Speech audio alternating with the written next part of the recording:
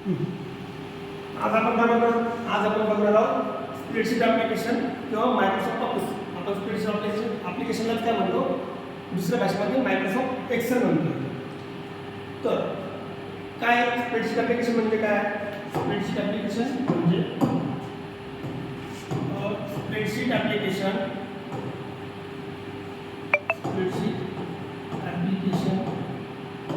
Is computer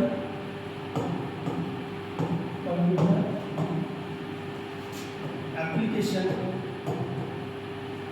that is designed for add, analyze, display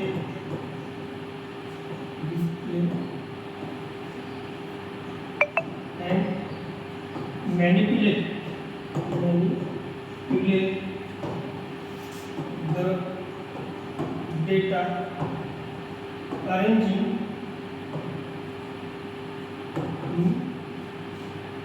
rows and columns.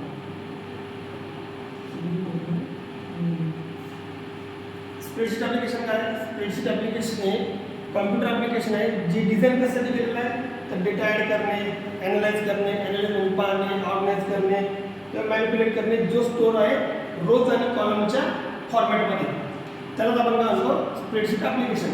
तर spreadsheet application चालू करण्याच्या वेगवेगळ्या पद्धती आहेत. तर पहिली पद्धत अशी आहे, याच्या स्टेप्स लिहून घ्या. पहिली स्टेप्स आहे click on start button.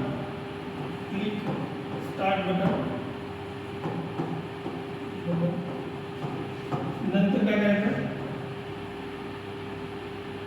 Search all programme.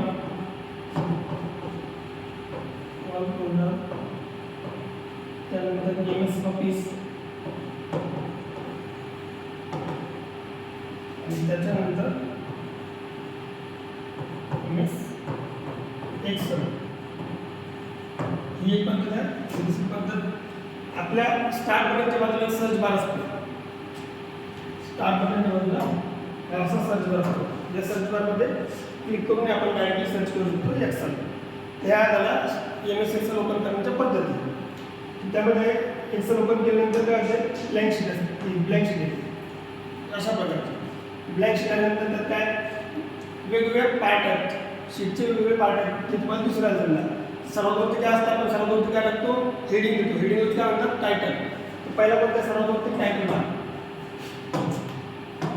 आणि त्या टायटल बारच्या थोडं बाजूला गेलं डाव्या हाताला की तर क्विक ॲक्सेस टूलबार म्हणतात. काय तो quick access toolbar. Quick access टूलबारमध्ये काय वेगवेगळे बटन लागतात. की पहिलं बटन राहतं सेवचं, त्यानंतर अनडू आणि रिडू. टायटल बटनाचा आपल्याला उपयोग आतापर्यंत माहीत झालेला आहे.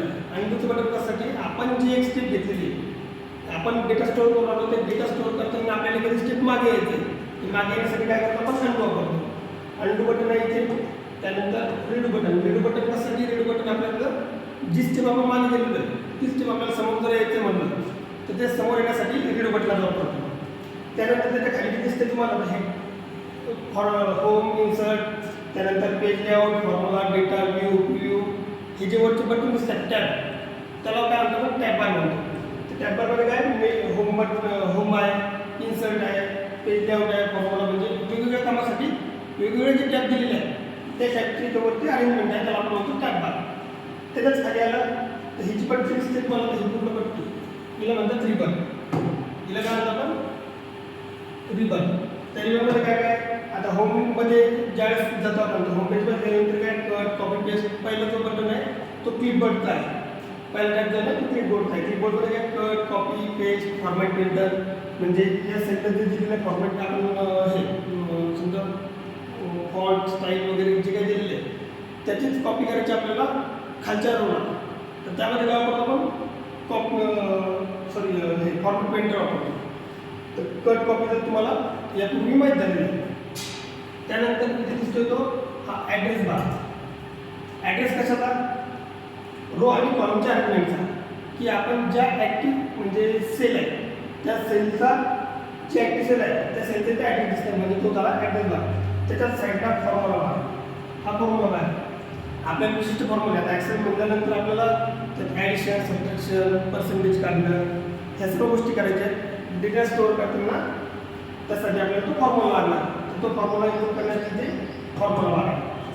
त्यानंतर काय ABCD हे कॉलम आहेत, ABCD असे कॉलम आहेत आणि हे 1 2 3 4 रोज आहेत आणि रोज आणि कॉलम मिळून आता हा कॉलम आणि ही रो मिळून हा जो बॉक्स म्हणजे कुठलाही बॉक्स तयार होतो शीटमधला त्याला काय म्हणतो आपण सेल म्हणतो, ज्या सेलमध्ये आपण काम करणार आहे. एवढं लक्षात तर सेल आहे. तर त्यानंतर काय खाली थोडंसं खाली आलं इथं स्टेटस बार दिसतो, ज्यामध्ये आपल्याला स्टेटस दिसणार शीटचं, म्हणजे त्यात रेडी स्टेबल असे वेगवेगळे स्टेटस येतात. ज्यावेळी रेडी असतं त्यावेळी आपण त्या शीटमध्ये काम करत असतो, म्हणजे ही रेडी स्टेट. त्यानंतर शीटचे डिफॉल्ट शीट जे राहतात त्या शीट, म्हणजे आपण यामध्ये शीट ॲड करू शकतो. शीट ॲड करण्यासाठी इथे आणखी बटन आहे, ज्यावर क्लिक केल्यानंतर ती शीट ॲड होत असते. त्यानंतर इथे झूम टॅब, यामध्ये आपण शीटला झूम इन झूम आउट करू शकतो.